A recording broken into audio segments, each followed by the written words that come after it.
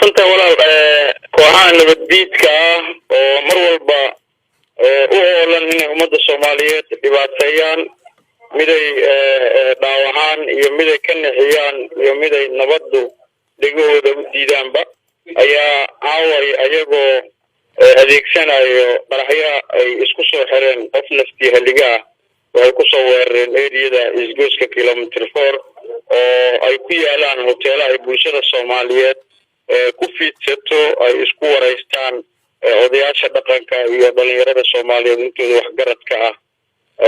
ayagoo si nabad ah ku fadhiya ayayna soo galeen waana qarax ay isku soo xiray qof naftii haliga ah iyo koox la socotay oo hubeysan marka kooxaha nabaddiidka markasta waxay u taagan yihiin dhibaataynta ummadda Soomaaliyeed laakiin lagama yeelin hadda waxaa ku hoolan ciidanka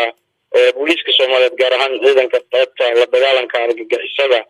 iyo qeybaha kale booliiska Soomaaliyeed oo iskaashanaya sidii loo soo afjari lahaa dhammaan ummadda Soomaaliyeedna waxaan u sheegaynaa waxa socdaa inay tahay qof u taagan jiritaanka ummadda Soomaaliyeed iyo shacab mid diidan jiritaanka ummadda Soomaaliyeed ay isku haysta waxaana guuleysan doona insha Allah mid ku taagan jiritaanka ummadda Soomaaliyeed ilaalinta nabadgooda oo ah ciidamada qalabka sida Soomaaliyeed